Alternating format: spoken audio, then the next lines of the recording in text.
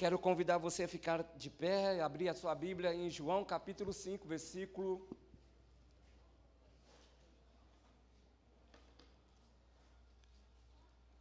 38. É uma passagem muito conhecida.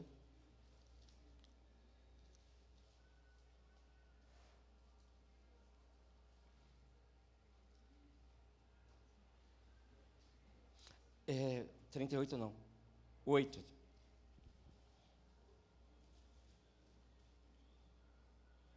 João 5, versículo 8 diz assim: Então Jesus lhe disse: levante-se, pegue a sua maca e ande. Amém? Vamos orar. Pai, em nome de Jesus, obrigado por estar aqui, eu te louvo, te agradeço pelo dia que o Senhor fez, por aquilo que o Senhor estabeleceu sobre as nossas vidas no dia de hoje. Obrigado. Eu sei que o Senhor está no controle de todas as coisas, eu tenho plena convicção disso.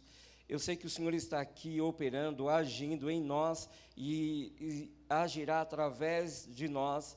Eu tenho certeza também disso, Pai. Se assim nós permitirmos que o Senhor possa nos usar, a Tua vontade, ó Deus, ela é soberana quando nós permitimos que ela seja. E eu tenho certeza que todos que estão aqui querem essa vontade soberana do Senhor, que o Senhor se mova de forma sobrenatural nesta noite, que o Senhor manifeste a Tua graça, o Teu querer, que o Senhor fale com a Tua igreja, são Teus filhos, pertencem ao Senhor, Pai, eles necessitam da Tua graça, do Teu amor, do Teu favor, da Tua intervenção, em nome de Jesus Cristo, que o Senhor se revele a nós neste momento, e que o Teu nome seja glorificado em todo o tempo, Pai. Eu amarro todo valente desse bairro, declaro sem poder de agir, de interferir nesse momento. Esse momento é para o Senhor, esse lugar é Teu, pertence ao Senhor. Tenho certeza que os Teus anjos estão aqui, anjos guerreiros, ministradores de bênçãos, em nome de Jesus, Pai. Então, Senhor, eu te peço que esse tempo seja favorável, Senhor, e para que possamos entender aquilo que o Senhor tem para falar conosco nesta noite e que possamos colocar em prática, em nome de Jesus. Amém. Amém, queridos? Pode sentar, glória a Deus. Nós estamos falando sobre quem Jesus é para você. Amém? E aí eu separei alguns nomes, alguns significados que a Bíblia nos mostra de quem Jesus é para nós. Aquilo que Ele carrega, aquilo que Ele disse que Ele era, a demonstração daquilo que Ele fez. E aí, no 3, eu vou pedir para que todos leiam, tudo bem? Tudo bem? Sim. Todos estão aqui? Sim. Almoçaram hoje? Sim. Estão fortinhos aí? Então tá bom. 1, 2, 3 e...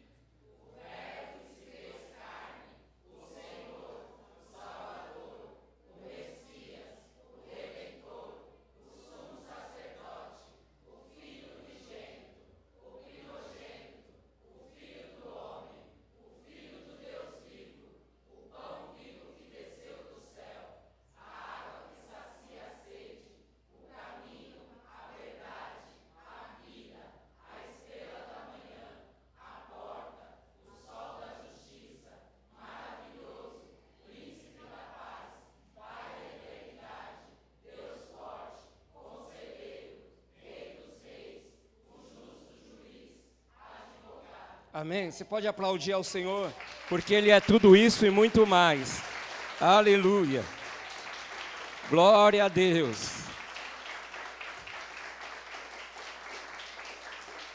Depois dessa série, se alguém perguntar para você, o que Jesus é para você, o que Jesus representa para você, e você olhar para a pessoa e falar assim, Jesus é tudo, você não entendeu nada do que você ouviu. Amém? E aí, lógico que a gente pode também te passar a colinha, não tem nenhum problema com relação a isso. Então, Jesus é isso e muito mais. Daqui a pouco, vocês vão declarar mais um pouco daquilo que Ele é, daquilo que Ele representa, daquilo que Ele se manifestou, se manifesta e vai se manifestar. Amém? Amém. Tema de hoje, ancorado ou encalhado. Esse é o tema de hoje. Ancorado ou encalhado? Como é que você está? Você está ancorado? Ou você está encalhado?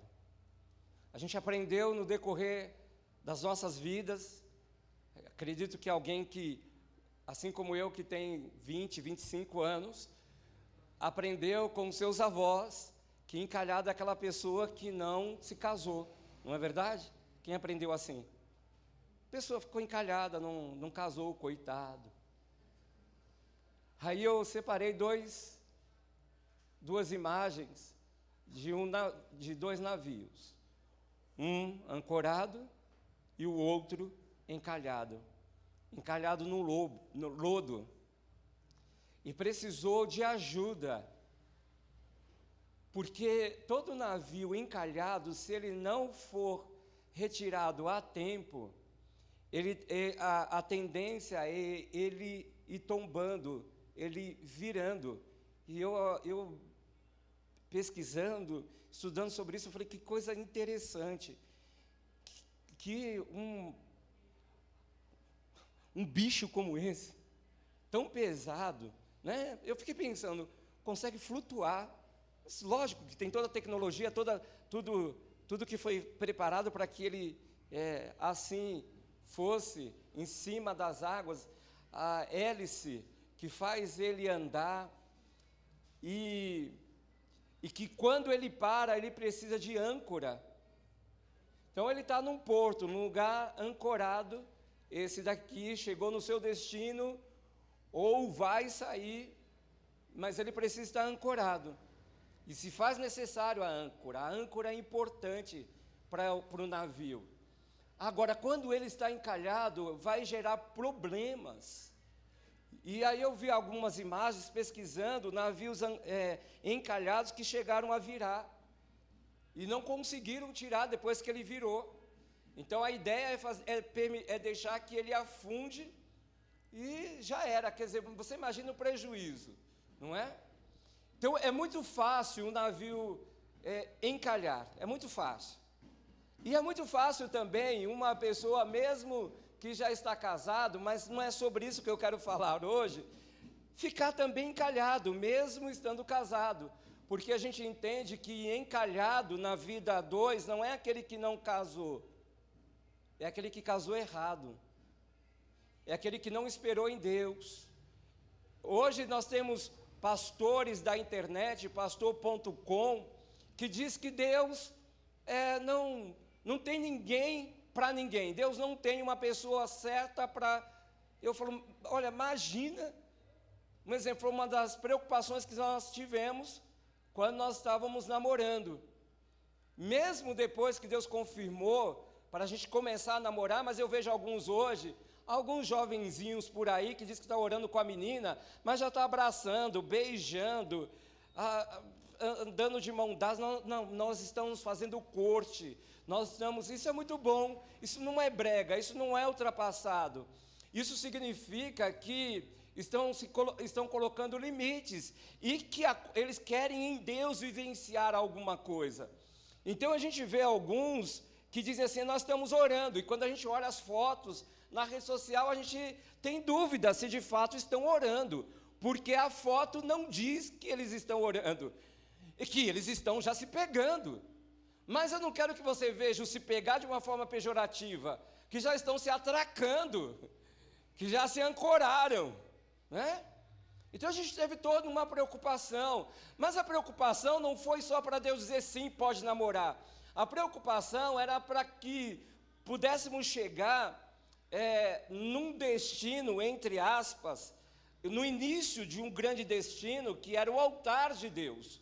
Então mesmo quando o Senhor deu o aval para a gente começar a namorar, durante a nossa trajetória de namoro, noivado, isso ainda existia, isso continuava, porque a nossa preocupação não era só com o namoro, mas era para que Deus então pudesse trazer aquilo para a gente iniciar o plano de Deus a dois para nós, que seria uma casa, que seria os nossos móveis, que seria a realização da festa, aquilo tudo que a gente precisava, para que Deus então nos desse quem seria os padrinhos, que hoje em dia isso já já não é tão importante, o importante é quem vai ficar bonito na foto, porque padrinhos, para nós, era alguém que na hora que a coisa estava pegando, que estávamos com um problema, fosse qual a área, os padrinhos conseguissem chegar até a nós, lógico que de preferência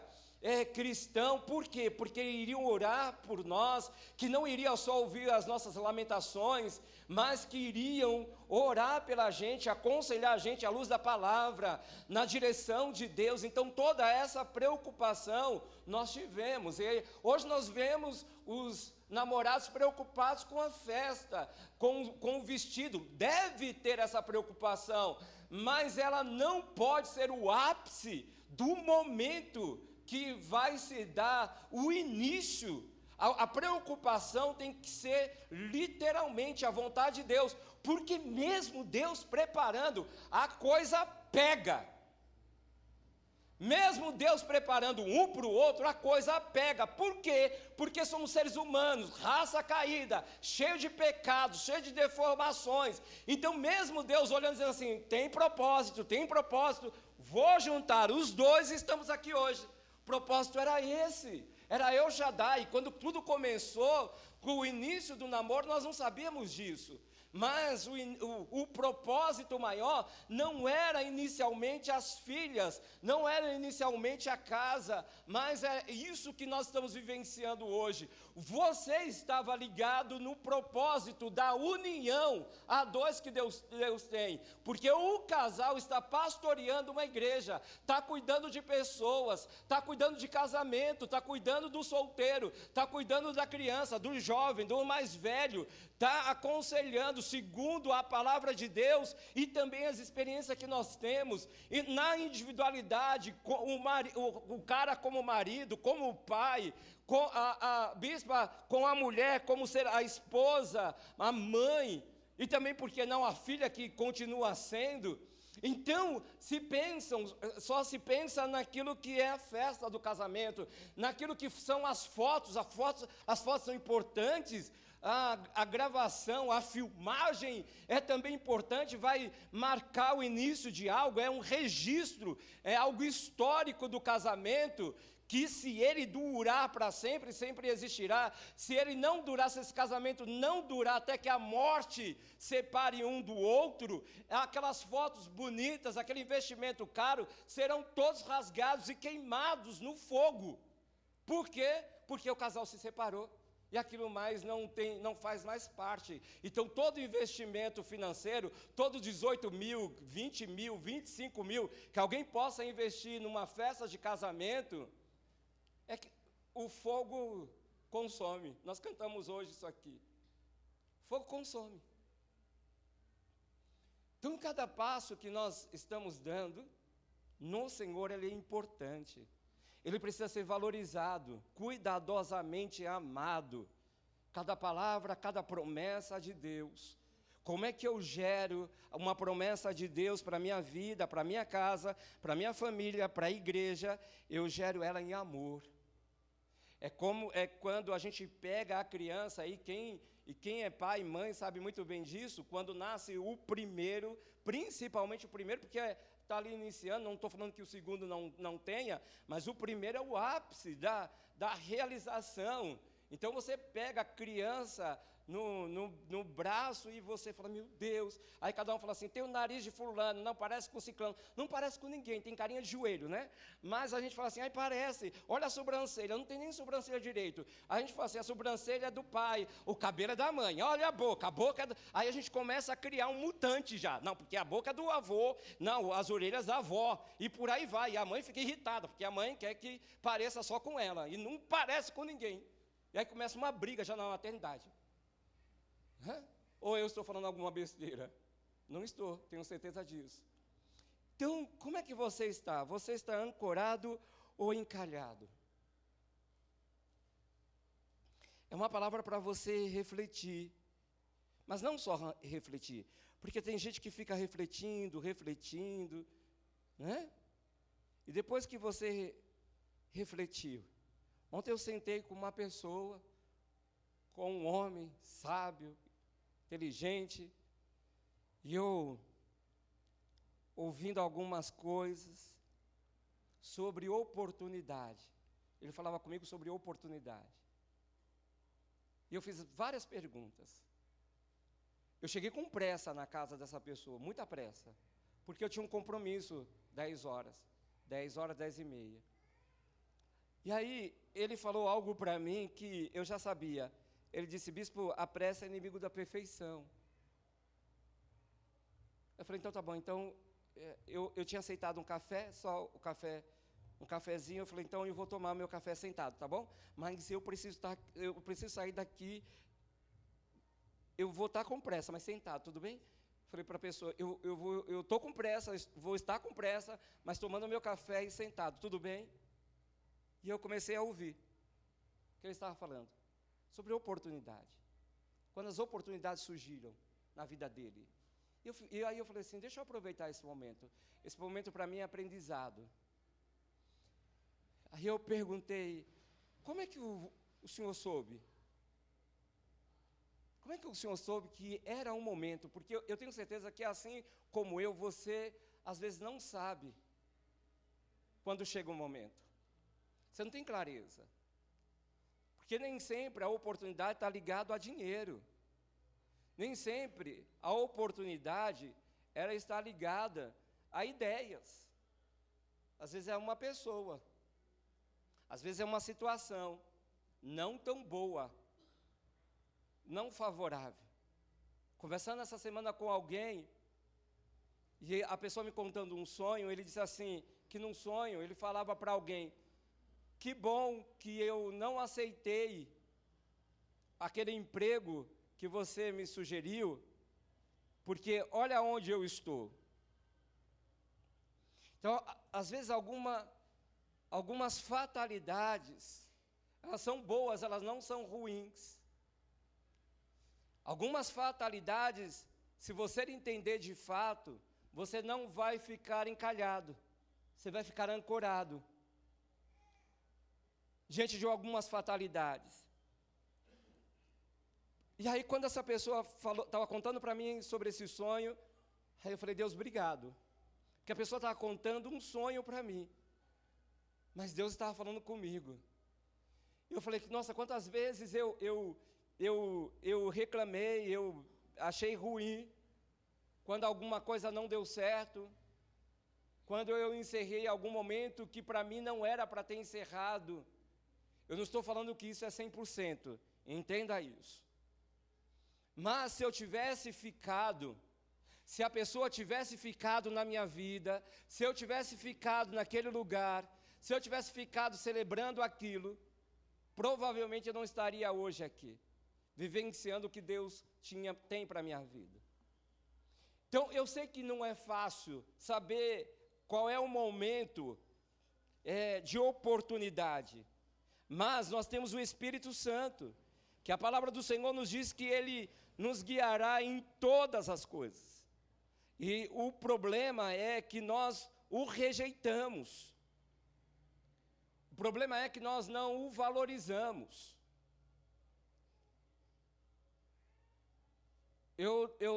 Diante de um dos louvores que estava sendo cantado aqui, sobre paixão,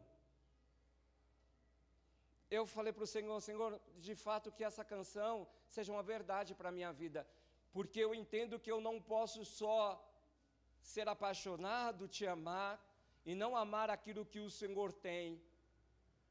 Uma pessoa não pode dizer para mim: eu amo muito você, mas não gosto da sua família. Essa pessoa não me ama, porque eu sou a minha família. Eu sou a Roseli é o Marcos. A pessoa não pode chegar para mim: bispo, eu amo a tua ministração, teus ensinamentos, mas não gosto da tua igreja. Não tem como, porque a visão da igreja, tudo que acontece aqui, Deus me deu. Então, tudo que acontece aqui é estabelecido, passa pela minha vida. O Senhor entregou para mim como tinha que ser os cultos e como deve ser cada ajuntamento, de que forma tem que ser. Então, se a pessoa diz assim, eu não gosto do discipulado que vocês, eu gosto muito de você, gosto dos teus ensinamentos, mas não gosto do discipulado que você dá. Exemplo, lá na tua igreja, quando as pessoas vão chegando e vão entendendo sobre Santa Ceia, sobre o que significa ser igreja e por aí vai. Essa pessoa ela não gosta da minha pregação, essa pessoa não gosta dos meus ensinamentos, porque ela rejeita algo que faz parte da minha vida. Não dá, não tem como. Isso você só vai entender quando de fato você já entendeu que tudo aquilo que faz parte da sua vida, isso é você. Então, se tem uma confusão, se a tua casa ela está sempre em confusão, é porque provavelmente você permite essa confusão. E ao permitir, você se torna também a confusão. Se a sua casa é um caos, porque você é um caos. Você ainda não entendeu nada. Então, às vezes nós vamos aceitando algumas coisas. A pessoa fala assim, eu gosto de você, mas detesto a sua mãe. Não gosta de mim. Não gosta de mim, porque eu amo a minha mãe. Imagina eu ter que me relacionar com alguém que odeia a minha mãe. Que odeia. Imagina eu casar com alguém que não ama aquilo que eu tenho, aquilo que eu sou. Eu sei que ajuntamento em família não é fácil, mas nada é fácil nesse mundo. Nada é fácil nesse mundo. Então não existe, eu saí da igreja porque na igreja não tem amor. E no mundo tem, né? Eu saí da igreja porque na igreja as pessoas são falsas. No trabalho todo mundo é sincero, verdadeiro, na balada, né? Até eu postei sobre isso hoje. Eu não frequento a igreja porque os irmãos são falsos. Aí, às vezes dá vontade de perguntar para essa pessoa, e a sua vida? Será que ela não é falsa? Não é? Será que a gente não vive uma vida de falsidade, mas exigindo que o outro... Eu não abro as verdades da minha vida, porque as verdades da minha vida não são tão boas assim. Mas eu faço um apontamento para a vida do outro, para as ações do outro, para as atitudes do outro. A história que nós lemos, aliás, a fala de Jesus, todos aqui, a grande maioria já sabe que foi para um homem que estava há 38 anos no tanque de Betesda, esperando um milagre, as águas serem agitadas, mas elas eram. Mas não, a gente já sabe que ele disse para Jesus, não tem quem me ponha lá, não tem quem desça, não tem quem me leve. Jesus perguntou, você quer ser curado? Senhor, não tem como. Sentimentos de dó, né, de pena, para que o Senhor tivesse pena dele, dó dele, e a ideia é que Jesus pegasse ele no colo e o levasse. Tu és meu filho amado. Quando Jesus manda você andar, caminhar, você diz assim, eu achei que o Senhor ia me carregar, que já andei bastante, estou cansado. Geralmente o milagre, geralmente uma ação do sobrenatural, e isso é bíblico, de Gênesis a Apocalipse, está muito ligado a um movimento nosso, a uma ação nossa. E esse homem estava há 38 anos, em um lugar, Betesda, significado, casa de misericórdia. Como é que alguém pode ficar 38 anos esperando um milagre num ambiente chamado casa de misericórdia? Sabe que eu aprendi com isso e quero te ensinar nessa noite que não adianta você falar, uma pessoa falar assim, eu congrego na igreja, um exemplo, El Shaddai, né? Todo poderoso. Mas será que o Senhor é todo poderoso de fato para você? Porque Ele é, mas você permite que Ele seja o todo poderoso, o El Shaddai? A pessoa pode congregar numa igreja que lá está o nome Jeová Rafa, o Deus que sara, o Deus que cura, Jeová Nissim, e por aí vai. A placa o nome ter um significado forte, poderoso, mas a pessoa não viver nada daquilo que o Evangelho propõe. E ele estava num lugar chamado Casa de Misericórdia, o significado era Casa de Misericórdia, e ninguém tinha misericórdia por ninguém, porque cada um querendo ser curado, cada um querendo ser o primeiro a ser lançado. Então o que havia ali era uma disputa muito grande, uma individualidade, as pessoas se preparando sempre, para que quando a água fosse agitada, ela descesse primeiro. Você imagina como era esse momento? Era uma confusão. Saía todo mundo atropelando todo mundo, mesmo aqueles que não podiam andar. Tentavam puxar alguém pela perna. Então você imagina? Nós estamos indo da igreja, nós estamos num lugar chamado ajuntamento, e quantas guerras nós não vivenciamos, infelizmente, por parte de alguns. Como dizia a minha sábia avó, eu sempre digo que eu não vou trazer mais para o altar, mas ela vem, que a pessoa ouviu uma história, amarrou na ponta da saia, era isso que a minha avó falava, saiu, correu e bateu com a língua nos dentes. E aí a gente, quando a gente pega uma coisa dessa, a gente fala assim, está lutando contra, está jogando, está fazendo gol no outro, para o outro time, não está jogando no mesmo time que a gente. Isso é espírito de confusão. Eu entendo que se eu amo alguém, se eu tenho alguém como amigo de verdade, e se eu ouço alguém falando mal do meu amigo, eu não vou ouvir, amarrar e sair correndo e já... Eu não sei se isso de fato é amor por alguém. Porque quando eu amo, eu protejo. Quando eu amo, eu cuido. Quando eu amo, eu também corrijo. Eu não só faço apontamentos dos que estão errados, e sempre o meu amigo, o meu amiguinho, é sempre o correto, ele nunca fala, ele nunca falha, ele nunca faz nada. Quantas vezes eu não chamo os meus discípulos e sento com ele e faço um apontamento dos erros que eles estão cometendo, das falas, das ações. Porque eu amo, a Bíblia diz assim, que Deus corrige todos os que Ele ama, e eu não posso ser diferente, eu não posso passar a mão na cabeça do errado, eu não posso querer proteger quando a pessoa está errando, quando eu devo expor para ele os seus erros. Mas e o medo, né? E o medo de não ter amigo, e o medo de viver sozinho? Quantos meses você ficou na barriga da sua mãe? 9 meses? Alguns aqui não ficaram 12 não, né? Que aí já é uma gestação humana.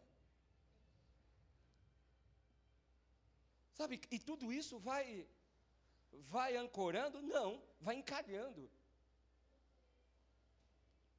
Havia também um mito sobre este lugar. Jerusalém sempre foi uma cidade, Israel sempre foi um lugar de muita intervenção de outros povos. E Deus sempre trabalhou para que Israel era para o Senhor como um filho primogênito das nações. Então, Deus olhava Israel como uma única pessoa, uma criança, alguém que ele cuidava. Mas Israel sempre se desviou, isso vocês já sabem. E Deus não queria sempre algo puro. Queria uma raça pura, mas isso não era preconceito, porque Deus sabia das intervenções de fora, das idolatrias, os sacrifícios humanos que as outras nações faziam. Sacrifício de criança para ter bom êxito numa guerra. Às vezes o rei entregava de uma outra nação, uma nação pagã, entregava os seus próprios filhos, ou recém-nascida, ou mesmo já adulto, entregava os seus filhos para os seus deuses, para que eles fossem bem-sucedidos. Então Deus não queria mistura, Deus queria Israel puro. Deus quer a igreja pura. Mas Israel e a igreja sempre, e sempre será assim, sempre vai buscar uma mistura, porque ser puro não é legal, ser puro é ser quadrado, ser puro está fora de moda, é motivo de chacota, de deboche, de risada. Então, nesse tempo, havia também uma história, tanto dos romanos como dos gregos, que nesse tanque, chamado Betesda, Casa de Misericórdia, havia ali uma deusa, um deus, que agitava as águas. E muitas pessoas iam ali porque o anjo do Senhor agitava as águas. Mas muitos também estavam ali porque acreditavam naquela crença em um Deus grego que se movia ali. Asclépio era o nome do Deus. Então havia uma cultura grega, havia uma cultura romana também que influenciava aquele momento do tanque. Muitas pessoas viram uma forma de ganhar dinheiro. Então, naquele lugar havia eu vou dar esse nome para que você entenda. Havia um salão com repartições, que por isso que é chamado de alpendre, e os lugares, e eles começaram a alugar espaços.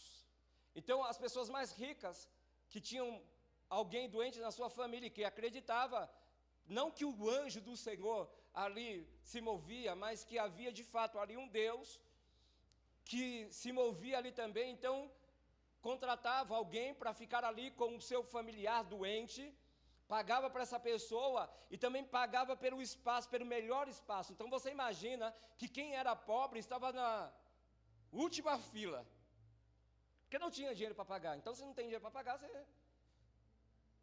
eu imagino que esse homem estava lá atrás, bem lá atrás. Então, tinha lugares específicos. O homem sempre foi assim, sempre vai achar uma forma de ser bem-sucedido financeiramente. E quando as águas eram agitadas, ele tentava descer. E muitos pulavam também dentro da crença, mas que não resolvia. A mitologia grega fala sobre duas filhas desse Deus,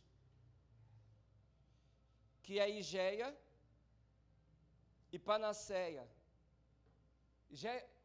E hoje a gente ouve o nome dela, e a gente usa o nome dela sem saber que é higiene, para a nossa linguagem, para o nosso dialeto, para a nossa nação. Quando você fala assim sobre higiene, você está falando o nome dessa deusa. Ai, misericórdia, agora eu não vou falar mais, vamos fazer uma higiene aqui. Não, irmão, pelo amor de Deus, foi daí que surgiu a palavra higiene. E olha que coisa interessante, eu estava há tempo eu venho estudando mais sobre isso, e sempre eu sou uma pessoa muito tranquila com relação a isso. Então, eu não fico, eu sei disso, eu sei daquilo. Eu espero Deus na hora que quer que eu fale sobre, eu venho e falo. Sou tranquilo com relação a isso. E aí eu estudando, eu falei, olha que coisa interessante, porque o tanque de Betesda, ele servia para os judeus para purificação. Jerusalém, lugar de adoração, o templo do Senhor estava ali. Então o judeu sabia que antes de entrar diante do Senhor, em determinadas festas, teria que haver uma purificação, através do banho, da água. E olha o que o diabo faz. O diabo levanta também uma história, o diabo também cria algo, cria um mito, e estabelece ali, literalmente no lugar, que para os judeus, ali também era sagrado. Um lugar de se banhar, um lugar de se purificar, um lugar de fazer uma limpeza, um lugar de fazer uma higiene. Os deuses são entronizados dentro das igrejas evangélicas. Quando nós criamos um mito baseado em um ato profético, é o sal, amém, às vezes Deus dá uma direção, porque é bíblico a gente ver isso, mas eu não posso ficar idolatrando aquilo que Deus me deu como um ato profético, uma ação específica para aquele momento, para manifestar a fé de uma outra pessoa, porque não, Deus tem a sua forma de trabalhar, Deus sempre terá as suas formas de te chamar, de impactar você, de chamar a tua atenção para Ele. E ouve-se tudo isso. Então você imagina como era esse lugar, e Jesus sabia disso. Mas o engraçado e o tremendo com relação a isso, não é que, mesmo que Jesus sabia que havia muita idolatria ali, uma cultura grega estabelecida, uma cultura romana também de deuses ali, Jesus não chegou quebrando tudo. Jesus não chegou falando horrores para aquelas pessoas. E eu amo o Senhor por causa disso. Ele teve uma estratégia, diga comigo, estratégia. Novamente. E nós não temos, às vezes nós não temos uma estratégia, nós não buscamos no Senhor. Jesus poderia ter chegado ali e dizer assim: ei, vocês estão todos errados, olha o que vocês estão fazendo, como ele fez com o templo, com os cambistas. Mas ele fez um barulho de uma forma muito particular, e eu gosto muito disso.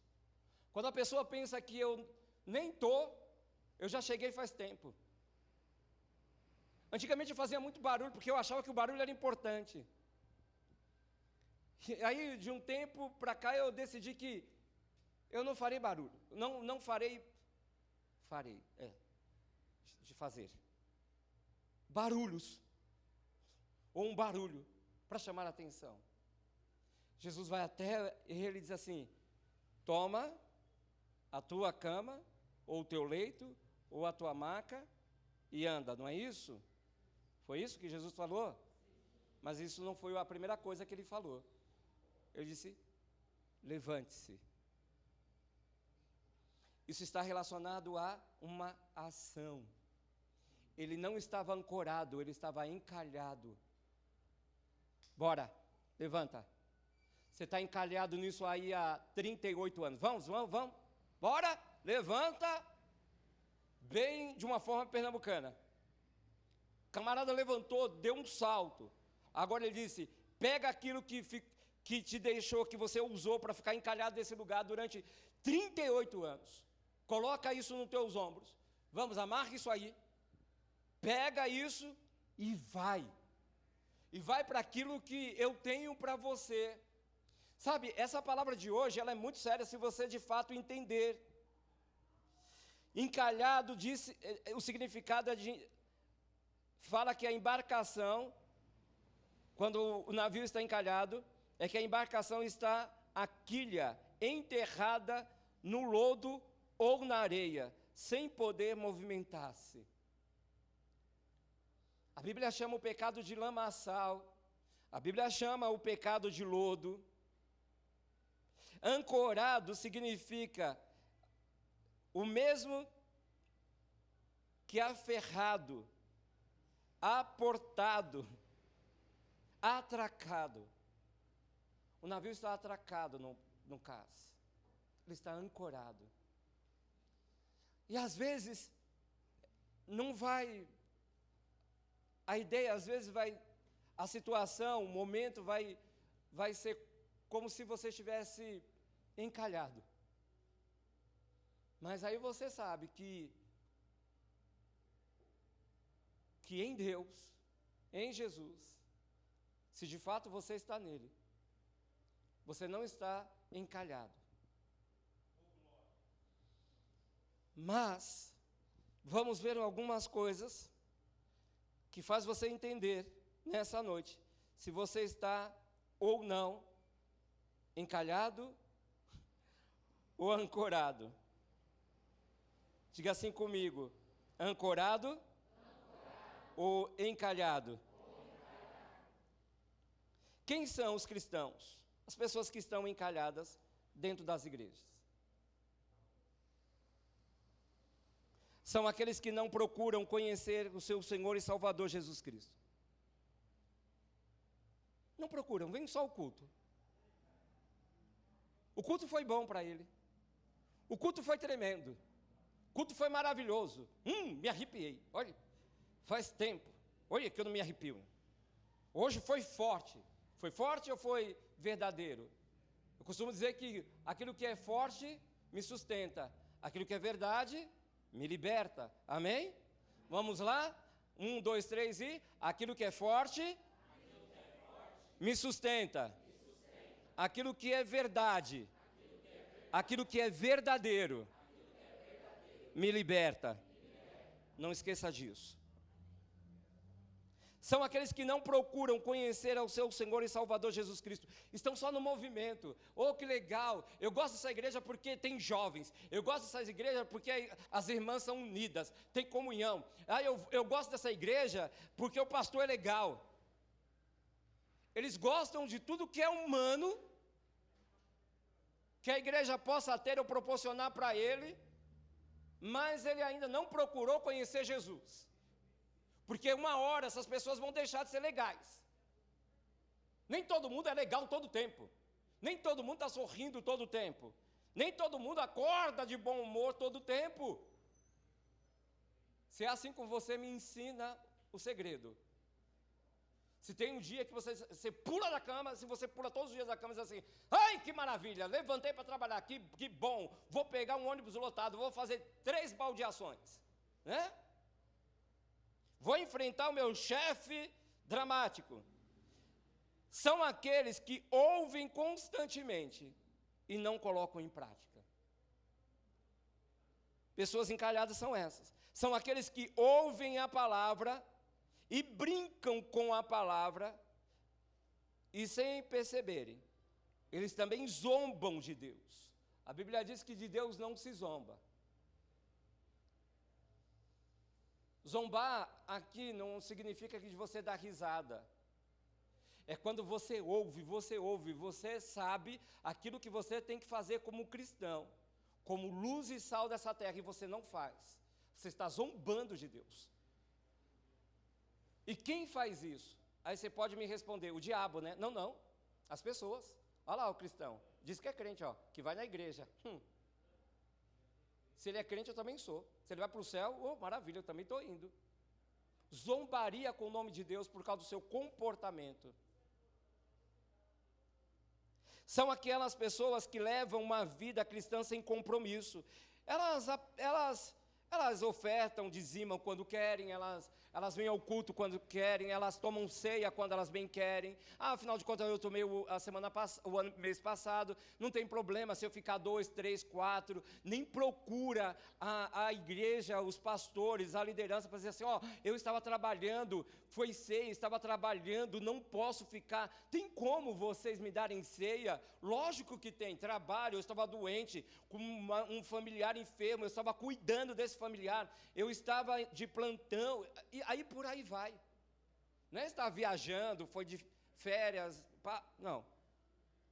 Estava fazendo algo que possa justificar. Então nós precisamos ter compromisso.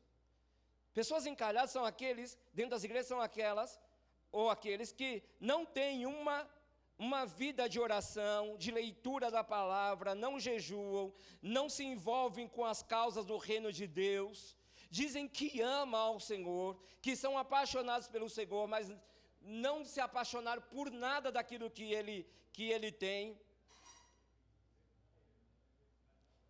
Não se envolve com as causas do reino, e muito menos com as causas da igreja. São aqueles ou aquelas pessoas que não se santificam, que não se separam, que brincam com o sentimento das pessoas, que defraudam, que gostam de serem defraudados. Tem gente, eu estava pensando sobre isso, eu falei, meu Pai eterno, eu conheci uma pessoa, e eu falei assim, como é que essa pessoa ama ser defraudada?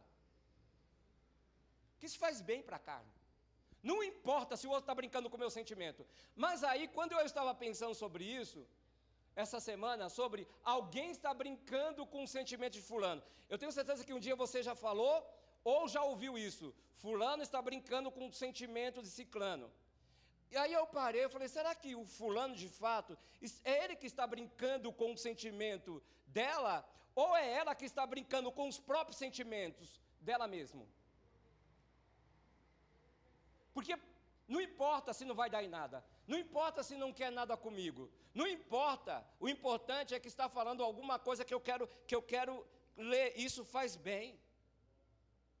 Pai eterno, como é que você que é solteira ou solteiro, permite que alguém brinque com os teus sentimentos, te iluda na cara dura, mas a pessoa não está te iludindo, quem está se iludindo é você mesmo. Você está atrapalhando, você está literalmente, põe a imagem por favor, você está encalhada nesse negócio.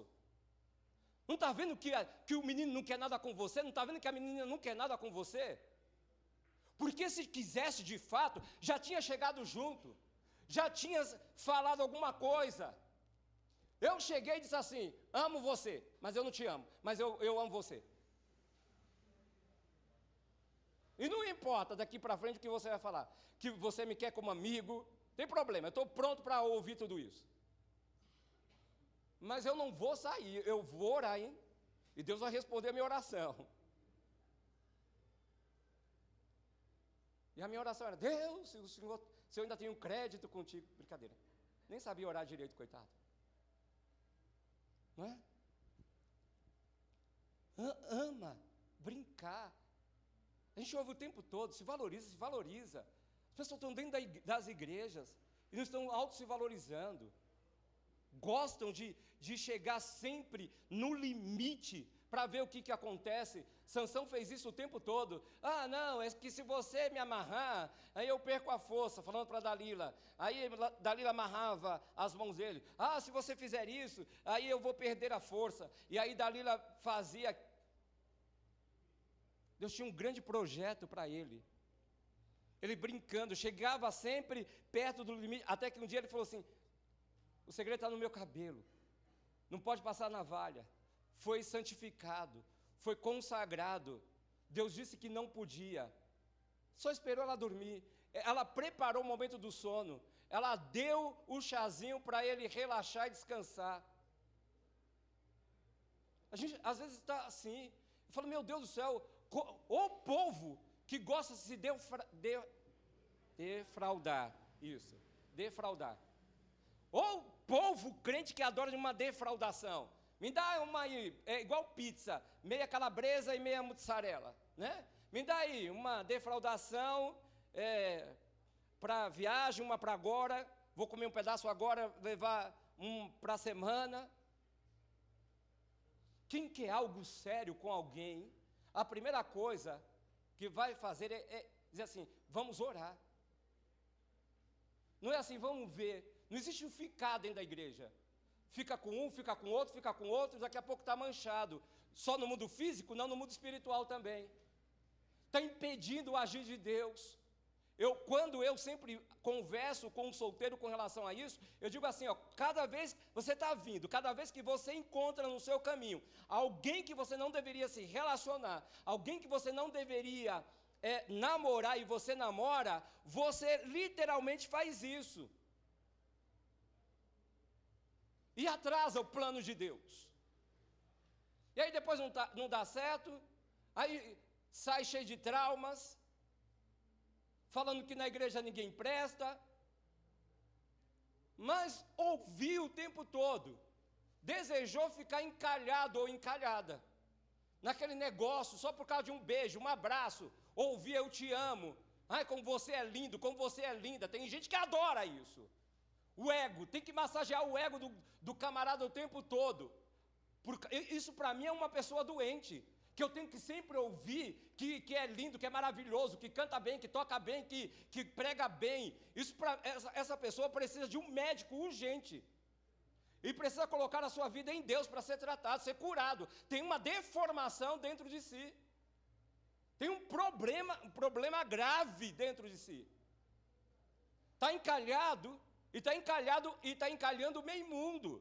Não faça isso com você em nome de Jesus, amém? Amém. Posso ouvir um amém aí? Encalhado ou encalhada são aquelas pessoas que estão dentro da igreja, cheias de boas intenções, mas estão esperando, confiando em algo ou em alguém. Como já falei sobre isso, abra comigo em Lucas capítulo 6, versículo 48.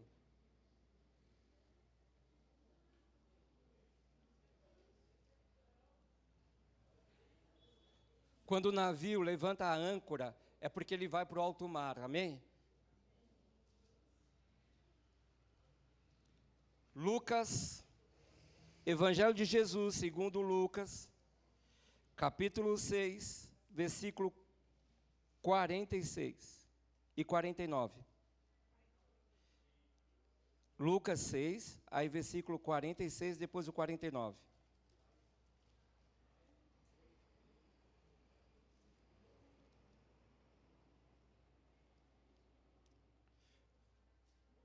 Por que me chamais Senhor, Senhor, e não fazeis o que vos mando? Versículo 49. Mas o que ouve e não pratica é semelhante a um homem que edificou uma casa sobre a terra sem alicerce.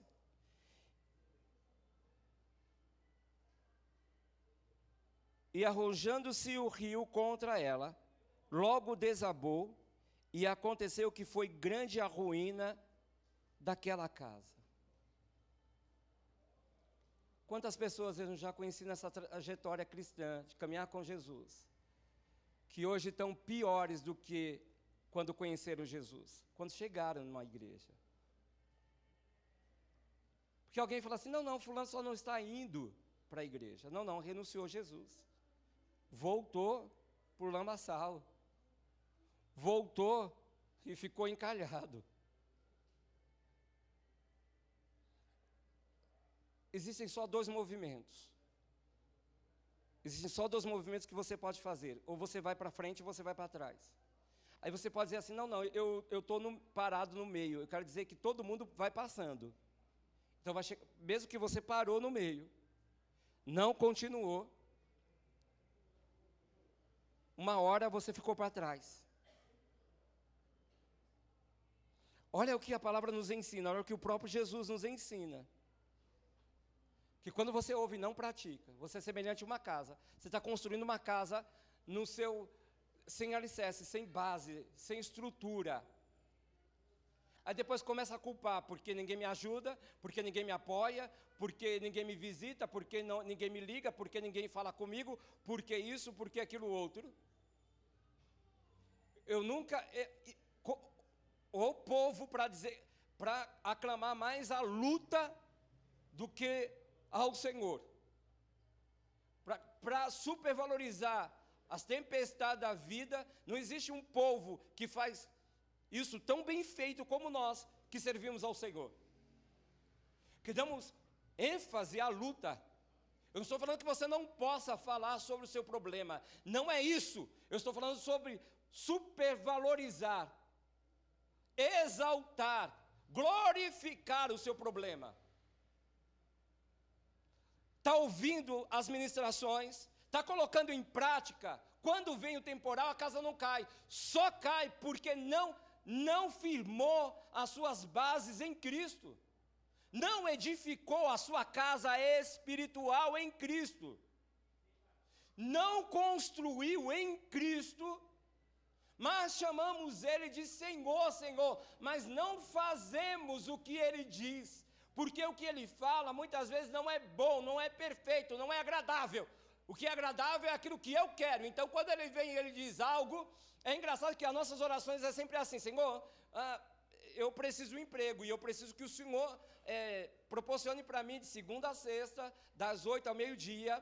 Eu quero ganhar R$5.000, ter um vale refeição de R$1.000, um vale alimentação de mais 1.200, 1.300, eu quero um bom convênio médico. Aí você vai falando, né? Você vai falando, você vai dizendo para o Senhor como é que você quer, né? E como Ele tem que fazer, como Ele tem que Aí você pode dizer assim, mas um dia eu já ouvi testemunho que alguém pediu exatamente aquilo e Deus deu. É porque ele ou ela já estava orando sem saber aquilo que Deus já tinha colocado no seu espírito. Por isso que veio igual. Por isso que veio da forma que essa pessoa orou. É porque Deus estava colocando, o próprio Espírito Santo, colocando no espírito dele aquilo que o Senhor já tinha. Como eu sempre tenho dúvida, eu digo para o Senhor assim, ó, a tua vontade, da tua forma, sempre vai ser a melhor. Amém? Amém. Cuidado para não estar encalhado. Cuidado para não estar dentro de uma igreja, cantando, tocando, pregando, ensinando, discipulando, tendo uma unção específica, ministerialmente falando, mas está encalhado. Não tem vida, não vai, não rola. Canta, a igreja canta junto, bate palma, lógico, é a ação do Espírito, a igreja se reuniu em nome de Jesus. Não é? É em nome de Jesus. Eu penso que o ministro de altar, que não lê Bíblia, que não jejua, que não se consagra, é igual um sino, que toca, mas o som não vai muito longe e se apaga rapidamente. A gente ouve, mas a gente não é tocado. Toca até bem, canta até bem, mas a gente fala assim, ficou legal, bonito, mas não tocou, não mexeu, não tirou uma lágrima, não é? Quem é Jesus? Quem Jesus é para você? Vamos lá? Você pode colocar próximo, que aí no 3, tá bom? 1, 2, 3 e...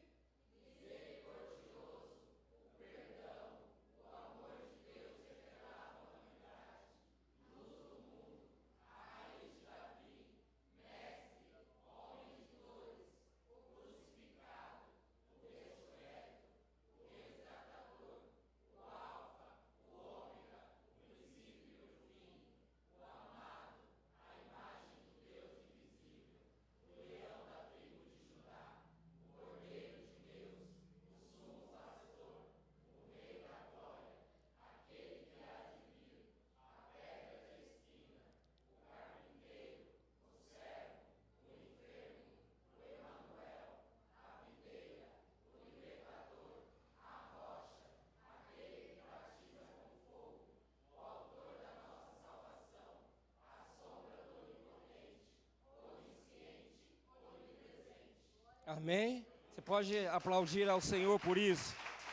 E Ele é.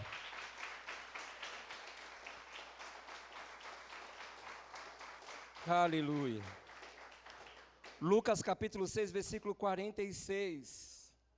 Diz assim, por que vocês me chamam Senhor, Senhor, e não fazem o que eu digo? Versículo 47.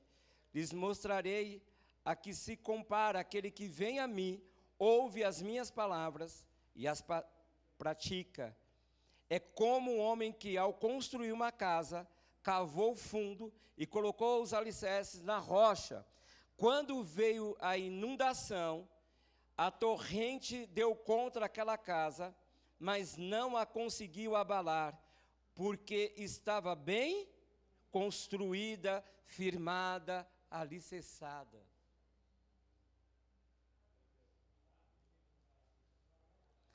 Esses são aqueles que estão ancorados. Ancorados são aqueles que, como diz o Salmo 91, o Salmo 1, bem-aventurado o homem que não anda segundo o conselho dos ímpios. Esses são aqueles que estão ancorados. Bem-aventurados são aqueles que não andam segundo o conselho dos ímpios, mas meditam na minha lei, na minha palavra, naquilo que eu sou de dia e de noite. Eles são como águas, como árvores, plantados junto ao ribeiro, que sou eu. E que no tempo certo, porque eles entendem isso, eles frutificam. E eles não se preocupam, e eu estou acrescentando, eles não se preocupam se hoje vai nascer ou não algum fruto, para que alguém possa olhar e dizer assim, nossa, que árvore que dá bons frutos, mas ele sabe que no tempo certo vai acontecer, porque não é a árvore que determina, é o próprio Deus que determina o nascimento do fruto. A árvore deve estar plantada sempre junto ao ribeiro, e entende que no tempo certo ele dá o seu fruto. Esses são aqueles que estão ancorados no Senhor, são aqueles que o Salmo 91 fala sobre, que eles descansam na sombra, eles descansam, mesmo trabalhando, correndo, o seu homem interior, o seu coração tem paz, tem certeza de que Deus está fazendo algo em prol da sua vida, da sua casa, da sua família, do problema que estão vivenciando. Eles aprendem a descansar. Alguém olha e diz assim: você não tem problema não? Aí o crente diz assim: tenho, e muito, você não tem nem noção, mas eu estou vendo sempre você feliz, sempre cantando, assobiando, sempre subindo e descendo, sempre dando uma palavra de ânimo para alguém. É porque eu estou junto ao ribeiro. Amém? E aí eu sou alimentado pela água, eu sou renovado, eu sou fortalecido. Os que estão ancorados são aqueles que entregam as suas vidas verdadeiramente a Jesus e esperam nele. São aqueles que tomaram uma decisão de nascer de novo, que não estão naquele chove não molha dentro da igreja, sabe? Se você já passou pela água do batismo e diz que nasceu de novo, mas as tuas ações, as tuas falas não comprovam o teu novo nascimento, eu te convido a nascer hoje pela água da palavra. São aqueles que buscam ser fiel ao Senhor diariamente, que não importa a intervenção de fora. São aqueles que têm Jesus como pastor das suas vidas. São aqueles que são guiados pelo Espírito Santo. São aqueles que se sujeitam a Deus e resistem ao diabo. Esses são aqueles que estão ancorados no Senhor. São aqueles que não param, independente de qualquer situação, mesmo tendo ou não tendo ajuda, mesmo tendo ou não tendo apoio, sabendo que Deus, Ele é poderoso, eu não preciso de uma multidão do meu lado. Ele mostrou isso para um homem chamado, capítulo 6 de Juízes, vamos lá, esqueci agora o nome dele, que estava malhando lá no lagar. Gideão, obrigado. Gideão, você não precisa de 32 mil, como não, Senhor? Preciso. Não, você não precisa. Você só precisa de 300. Senhor, você está brincando comigo, né? Não, você só precisa de 300. E mesmo assim, não são esses 300, sou eu neles. Se você tiver uma pessoa de oração, de fato, do teu lado, se você tiver uma pessoa somente como amigo, como irmão até de igreja, como parceiro, que ora, que jejua, que se consagra, que lê Bíblia, eu tenho certeza que você vai chegar muito mais além daquilo que você já pensou. Por quê?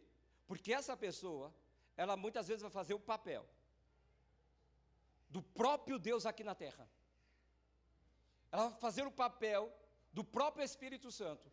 Mas lógico que é o Espírito Santo usando ela para a sua vida, te impulsionando, te encorajando, te enchendo de fé, de ânimo, te levando para frente.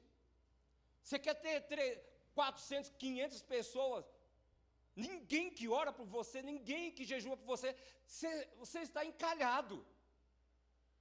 É melhor você ter estar ancorado num porto seguro, sabendo que quando alguém olhar para você e falar assim: opa, vamos, é hora de levantar âncora. Por quê? Porque nós vamos para o alto mar. Ah, mas no alto mar pode ter tempestade. Tem! Mas se houver qualquer tipo de dificuldade, nós já sabemos como é que funciona. E como é que funciona? A gente manda parar a hélice e a gente manda baixar a âncora vai segurar tudo aquilo que nós precisamos. Amém? Amém. Que você esteja ancorado no Senhor e não encalhado. E se está encalhado, sai. Eu ia falar dessa canalice agora. Sai disso agora em nome de Jesus. Sai do lodo, sai da lama. Sai de tudo aquilo que te prende. Fecha para balanço a tua vida. Faz uma limpeza geral. Chama o Espírito Santo para te alinhar novamente, para fazer você entender aquilo que você precisa. E aí eu tenho certeza que você vai passar a viver tudo aquilo que o Senhor tem para a sua vida. Amém? Diga comigo, eu creio. E eu tomo posse. Em nome de Jesus. O Senhor olhou para aquele homem e disse: levanta. Atitude, ação. Jesus nunca olhou para ninguém e sentiu dó, pena ou coitado. Vem cá, vem. Levanta. Até um cara que está cego de nascença, pega lodo. Eu brinquei com a minha mãe. Falei, vai para a Noite de Milagres, eu vou cuspir, fazer lodo e vou mandar a senhora se lavar lá no Rio Tietê. Não tem tanque de Siloé, né? Imagina se acontecesse isso, ia estar uma briga, você imagina. Eu ia arrumar uma confusão para a eternidade. Ele pegou o lodo, colocou e disse assim: vai, vamos. Imagina alguém encalhado ali do lado. Nossa, o senhor não podia, o senhor não tem dó não do homem não? Coitado, cego, largado aqui da família, não tem ninguém que possa conduzi-lo. O senhor ainda faz isso, o senhor cospe no chão, faz lodo, o senhor é nojento, hein? Será que às vezes a gente não acha nojento aquilo que Deus faz? Por isso que a gente às vezes tem nojo, a gente não quer, a gente tem repulsa, às vezes dá vontade até de pôr para fora, chamar o Juca, a sopa, porque a gente não ouviu aquilo que fez bem ao nosso estômago, da parte do Senhor.